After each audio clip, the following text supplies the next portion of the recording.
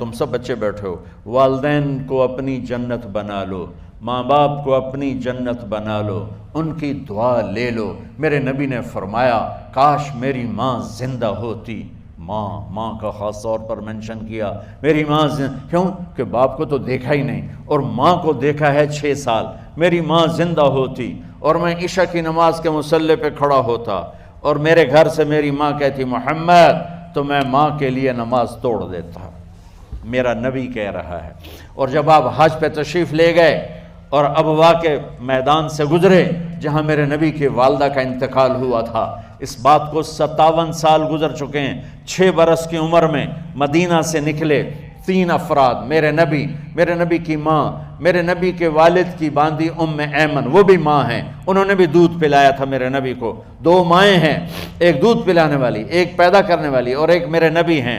جب ابوا کے پہاڑوں میں پہنچے تو اچانک ہارٹ اٹیک سے حضرت آمنہ 25 سال کی عمر میں انتقال فرما گئیں، اور میرے نبی نے اتنا اس کا غم لیا۔ 6 سال کا بچہ، میں سن 2000 میں وہاں گیا تھا، میرے آنسوں نہیں رکنے کو آ رہے تھے کہ کہاں میرے نبی کی ماں کو اللہ نے اٹھایا، نہ کوئی آسرا، نہ کوئی سہارا، نہ کوئی رشتہ، نہ کوئی جھولی، نہ کوئی چھاؤں، ایسے تنہا یتیم کر دی۔ جب ان کو پتھروں میں دبا کے نیچے اترے، ام ایمن کو سے ہاتھ چھڑا کر بھاگے اور اوپر پہاڑی پہ چڑھ گئے۔ جب ام ایمن پیچھے گئیں تو ام ایمن نے کیا دیکھا کہ ابوا کے پہاڑ بھی رو رہے ہوں گے، آپ ماں کی قبر کو چمٹ کے ایسے اوپر لیٹے ہوئے تھے، قبر کو پکڑا ہوا تھا، اوپر لیٹے ہوئے تھے۔ جب ام ایمن قریب آئیں تو سنا آپ کہہ رہے تھے اماں جی، آپ کو تو پتہ تھا آپ کے سوا میرا کوئی نہ تھا، آپ مجھے چھوڑ کے کہاں چلی گئی، کیوں چلی گئی؟ 6 سال کا بچہ پہلی موت دیکھ رہا ہے تو ان کو سمجھ میں نہیں آ رہا کہ میری ماں کے ساتھ ہوا کیا ہے۔ ام ایمن نے اٹھانا چاہا، آپ نے اٹھنے سے انکار کر دیا۔ اس صدمے کو سینے میں لیے ہوئے 57 سال کے بعد، 7ویں دن بندہ رو نہیں سکتا، رونا ہی چاہے تو رونا نہیں آمدا، 57 سال کے بعد آپ اس وادی سے گزرے، اپنے اونٹنی کو ماں کی قبر کی طرف موڑ دیا، اور ان پلرز کو 3 گنا کرو تو وہ پہاڑ بنتا ہے، چھوٹی پہاڑی تھی۔ اونٹنی کو نیچے بٹھایا، اوپر پہاڑ پر گئے، اور یہ مجھے دیکھو، یوں آپ نے گھٹنے کھڑے کیے ماں کی قبر کے سرانے، اور یہ ہاتھ یہاں رکھے اور پھر سر دیا اپنے گھٹنوں میں یوں، پھر رونا شروع کیا۔ اتنا روئے، اپریل کا مہینہ تھا، دھوپ سر پہ پڑ رہی تھی، ہم تو ٹھنڈی دھوپ میں بیٹھے ہیں، شدید دھوپ میں بیٹھے تھے، اور اس کنڈیشن میں یہ بچوں کا سٹائل ہوتا ہے، جب لمبا رونا ہو تو وہ یوں بیٹھتے ہیں سر اندر دے کر۔ اتنا روئے کہ آپ کی داڑھی ساری آنسوں سے بھر گئی، سینہ تر ہو گیا، احرام تر ہو گیا، اور کئی گھنٹے بیٹھ کے روتے رہے۔ 2 جہان کے سردار ہو کر تمنا کر رہے ہیں کاش اماں تو زندہ ہوتی، تو مجھے کہتی محمد میں تیرے لیے نماز توڑ دیتا۔ اور میرے نبی نے، یہ بچیاں غور سے سنو، میرے نبی سے پوچھا گیا یا رسول اللہ قیامت کب آئے گی؟ آپ نے فرمایا یہ تو اللہ کو پتہ ہے۔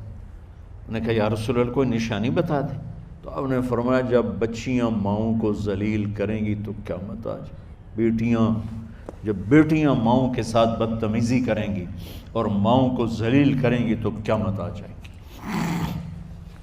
ایک ماں بیٹی کو میں بھول نہیں سکتا، ماں کے موٹے موٹے آنسو گر رہے تھے، اور بیٹی ماں سے کہہ رہی تھی بھوک نہیں، ہماری اپنی پنجابی زبان، بھوک نہیں، اوئے ہوئے ہوئے ہوئے، یہ تو ہم نوکر کو کہتے ہوئے ڈرتے ہیں، وہ ماں سے کہہ رہی تھی بھوک نہیں، یعنی بکواس نہ کر، اور وہ آگے چپ، صرف آنسو اس کے گر رہے تھے ایسا۔ شاید وہ یاد کر رہی تھی کہ 9 مہینے کیسے اس کو میں نے پیٹ میں پالا، جنتے ہوئے کتنی تکلیفوں سے گزری، اور اس کو دودھ پلاتے ہوئے کتنی راتیں میں نے کاٹ کاٹ کے گزاریں، اور اس کے پیشاب دھوتے ہوئے کتنی دفعہ میں سردی میں ٹھٹھری، اور آج یہ مجھے کہہ رہی ہے بھوک نہیں۔ اس لیے میرے نبی نے فرمایا جس نے ماں باپ کو دکھ دیا، سنو غور سے بچوں سارے سنو، جس نے ماں باپ کو دکھ دیا اس پہ اللہ کی لعنت، اس پہ فرشتوں کی لعنت، اس پہ زمین آسمان کی لعنت، نہ ان کی نماز قبول ہے، نہ روزہ قبول ہے، نہ صدقہ قبول ہے۔ میرے نبی کی زندگی کا دوسرا روپ حقوق العباد، نماز حقوق اللہ میں آ جاتی ہے، میں حقوق العباد کی تھوڑی سی وضاحت کر رہا ہوں۔ ماں باپ زندہ ہیں تو دعا لے لو۔ والدین سے کہتا ہوں بچوں کو عزت دو، جہاں اولاد ماں باپ کے حقوق ہیں وہاں اولاد کے حقوق ہیں، اولاد کو عزت دو، اولاد کو عزت دو، اولاد کو عزت دو۔ بہت سی اولاد کی نافرمانی کا ذریعہ ماں باپ بن رہے ہیں، سختی کر کے، زبردستی کر کے اور ٹھونس کر چیزیں نوکروں کی طرح سلوک کر کے۔ میرے نبی کے گھر میں جب بیٹی فاطمہ ملنے کے لیے آتی تھیں تو میرے نبی بیٹھے نہیں رہتے تھے، یا اب چیئر پہ بیٹھے ہوئے بی بی فاطمہ آ گئی، اب زمین پہ بیٹھے ہوئے ہیں بیٹی آ گئی، اب چارپائی پہ لیٹے ہوئے ہیں بیٹی آ گئی۔ میرے نبی کیا کرتے تھے؟ کھڑے ہو جاتے تھے، کھڑے ہو جاتے، ایک دم کھڑے ہو جاتے تھے، اور پھر کھڑے نہیں رہتے تھے، تیزی سے آگے بڑھتے تھے اور حضرت فاطمہ کا ہاتھ پکڑ لیتے تھے۔ یہ والدین غور سے سنو، حضرت فاطمہ کا ہاتھ پکڑ لیتے تھے اور ہاتھ پکڑ کے مجھے دیکھو یوں بوسہ لیتے تھے، بیٹی کا بوسہ لیتے تھے، پھر ہاتھ چھوڑتے نہیں تھے، ہاتھ پکڑے پکڑے لاتے لاتے لاتے ان کو چارپائی پر پہلے بٹھاتے تھے پھر خود بیٹھتے تھے۔ یہ باپ اور رسول ہو کر بیٹی کو یہ عزت دیتے تھے۔ پھر وہ جنت کی عورتوں کی سردار بنی، پھر وہ جنت کے سرداروں کی ماں بنی، پھر وہ اللہ کے شیر کی زوجہ بنی۔ تو والدین سے کہتا ہوں کہ اپنے بچوں کو عزت دو، عزت دو، عزت دو، عزت دو۔ پھر آپ سے زندگی کے بڑے فیصلے ہیں شادی۔ اب لوگ اکٹھے پڑھتے ہو لڑکے لڑکیاں، اپنی شادی کے فیصلے خود نہ کرو، اپنے ماں باپ کے حوالے کرو۔ اس میں شرافت بھی ہے، اس میں برکت بھی ہے، اس میں رحمت بھی ہے، اور اس میں والدین کی دعائیں بھی ہیں۔ کورٹ میرج کو ہوا نہ دو، boyfriend girlfriend culture ہمارا نہیں ہے۔ میرے نبی کے طریقے میں مرد اور عورت کا صرف نکاح سے تعلق ہے، اس کے علاوہ سب جہنم کی آگ ہے۔ اور والدین سے کہتا ہوں کہ اپنے بچوں سے پوچھ کے رشتے کرو، زبردستی مت کرو۔ میرا معاشرہ بہت سنگین قسم کے جرم کا شکار ہے، بچوں پہ مسلط کر دیتے ہیں، ایتھے ہی کرنی ہے، جٹاں چی کرنی ہے، بٹاں چی کرنی، پتہ نہیں آئے کتوں ہیں جٹ بٹ۔ چلو تم ناراض نہ ہو، راجپوتاں چی کرنی، میں راجپوت ہوں، میں اپنی قوم کو بھی رگڑ دیتا ہوں، راجپوتاں چی کرنی، اگاں کرنی ہی کوئی نہیں۔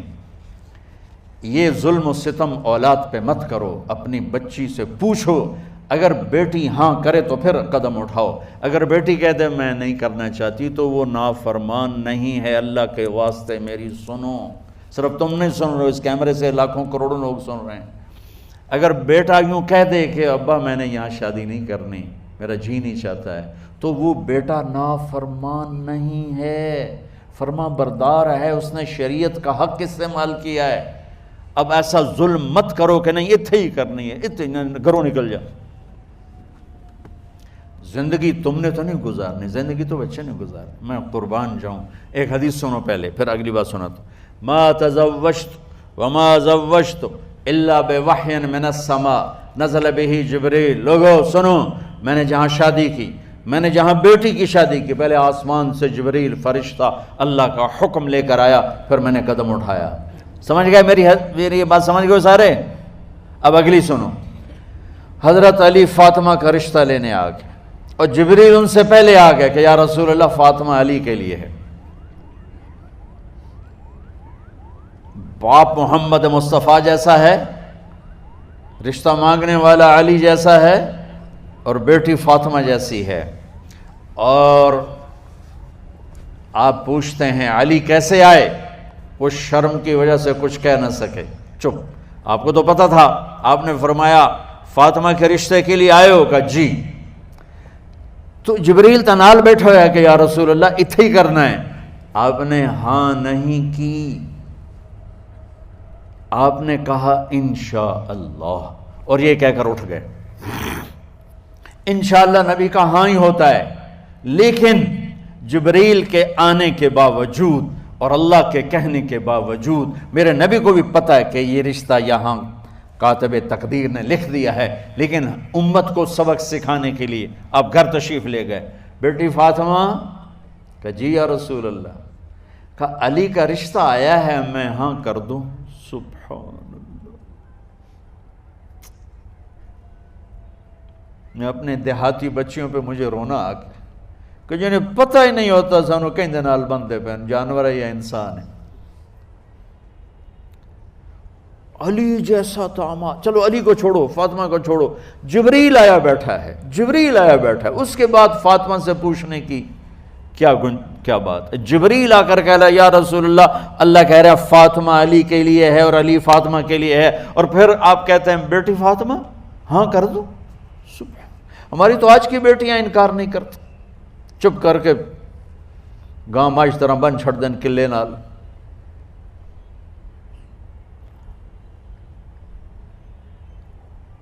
کوئی ان کے اندر کے جذبات کو سننے والا کوئی نہیں ہوتا، اپنی انانیت پر یہ فیصلے کرتے ہیں، اور میرا نبی کہہ رہا ہے بیٹی ہاں کر دو۔ سبحان اللہ۔ آپ کا کیا خیال ہے فاطمہ نے انکار کرنا تھا؟ یہ تو یہ بیٹیاں نہیں انکار کرتی تو فاطمہ نے کہاں کرنا تھا؟ لیکن یہ سبق دینا تھا ان والدین کو جو نادانی میں نادانی کے فیصلے کر کے اولاد کو ہمیشہ ایک ٹھنڈی آگ میں دھکا دے دیتے ہیں۔ حضرت فاطمہ رضی اللہ تعالیٰ عنہا نے جب ہاں کی، پھر آپ باہر نکلے۔ اچھا مزے کا واقعہ ہو، حضرت علی اٹھ کے باہر نکلے تو صحابہ باہر کھڑے انتظار کر رہے تھے کہ کیا ہوا۔ حضرت علی کو بھیجنے والے تھے عبد الرحمن بن عوف۔ پہلے ابو بکر گئے تو آپ نے انکار کر دیا، عمر گئے رشتہ مانگا، آپ نے انکار کر دیا۔ عبد الرحمن بن عوف نے علی سے کہا آپ جائیں، آپ کا رشتہ رد نہیں ہوگا۔ کہنے لگے میرا تو ذاتی گھر بھی کوئی نہیں، مجھے کہاں سے رشتہ ملے گا، میں تو بالکل غریب ہوں۔ کہا نہیں تم جاؤ۔ تو واپس آتے انہوں نے عبد الرحمن بن عوف پہ چڑھائی کر دی، ویکھیا ہے نا تو میں نو گلے آئی، انکار ہو گیا۔ تو صحابہ نے پوچھا کیا ہوا؟ کہا کچھ کہا ہی نہیں، چپ کر کے اٹھ گئے۔ تو عبد الرحمن بن عوف کہنے لگے کچھ بولے صحیح، کہ بس اتنا کہا انشاءاللہ کا تو مبارک ہو، نبی کا انشاءاللہ ہاں ہوتا ہے۔ کہا اچھا، تو اتنے میں آپ باہر تشریف لے۔ کہا علی، کہا جی، کہا لو بلاؤ، لوگوں کو بلاؤ۔ ساری مسجد بھر گئی، آپ کے ساری مسجد فل ہو گئی۔ آپ ممبر پہ کھڑے ہوئے علی کو سامنے بٹھایا، کہا لوگو یہ جبریل میرے پاس اللہ کا پیغام لائے ہیں کہ میں فاطمہ بنت محمد کا نکاح علی کے بن ابی طالب کے ساتھ کر دوں۔ پھر آپ نے خطبہ پڑھا اور کہا کہ علی، ہائے ہائے ہائے، میں نے فاطمہ بنت محمد کو 400 درہم مہر کے عوض تیرے نکاح میں دیا، تو نے قبول کیا؟ حضرت علی نے زور سے نعرہ لگایا میں نے قبول کیا، اور سجدے میں چلے گئے، اللہ کا شکر کا سجدہ ادا کیا۔ پھر میرے نبی نے وہیں سارے مجمع کو شہد کا شربت پلایا اور تازہ کھجوریں کھلائیں، اور پھر جب رخصتی ہوئی تو آپ نے حضرت علی سے فرمایا کہ آپ آ کے لے جاؤ۔ پھر آپ نے حضرت ام سلمہ، حضرت حفصہ اور جناب حضرت عائشہ رضی اللہ تعالیٰ عنہ، ان تینوں کو بلا کر فرمایا تمہیں پتہ ہے نا مجھے فاطمہ سے کتنا پیار ہے، تو تم فاطمہ کو دلہن بناؤ، اس کی تیاری کرواؤ، اسے دلہن بناؤ۔ تو ان تینوں نے حضرت فاطمہ کو دلہن بنایا۔ پھر آپ نے حضرت علی کو پیغام بھجوایا، وہ تشریف لائے، اپنی اونٹنی لے کر آئے، حضرت عقیل ساتھ آئے، سلمان فارسی ساتھ آئے، اور دروازے پر اونٹنی بٹھائی، آپ علی کو اندر لے گئے، اور یوں فاطمہ کا ہاتھ پکڑ کے علی کے ہاتھ میں دے کر فرمایا علی تمہیں نبی کی بیٹی مبارک۔ سبحان۔ پھر آپ نے کہا میری بیٹی فاطمہ، مجھے اپنے خاندان میں جو سب سے زیادہ محبوب تھا میں نے تیرا ہاتھ اس کے ہاتھ میں دے دیا ہے۔ والدین سے کہتا ہوں اپنے نبی کی زندگی پڑھو۔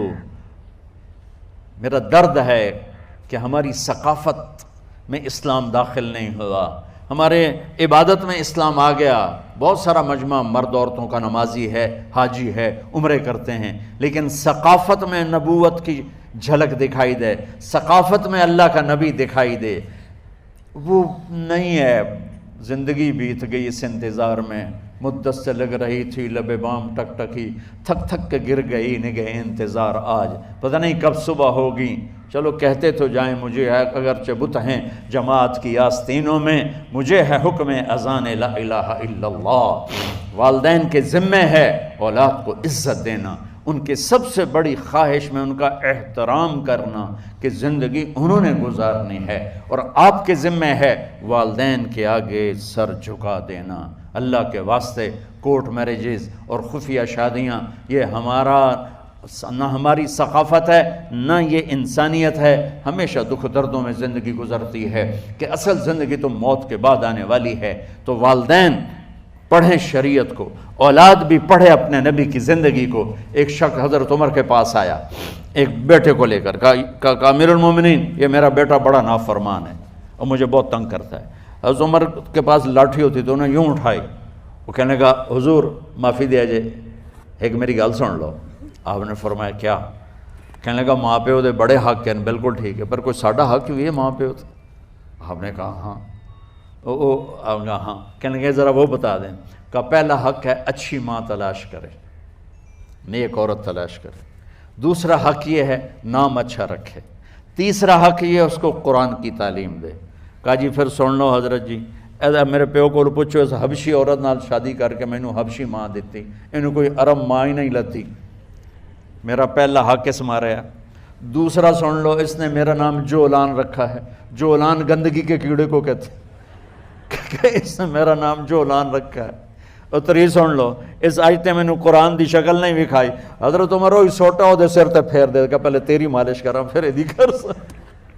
تو آج کے والدین بھی اپنی اولاد کے بارے میں بہت بہت بہت غافل ہیں، اور اولاد کا بھی حال یہی ہے، چونکہ ماں کیا ہے باپ کیا ہے اولاد کیا ہے، یہ شریعت، یہ قرآن بتاتا ہے، یہ میرے نبی کی زندگی بتاتی ہے۔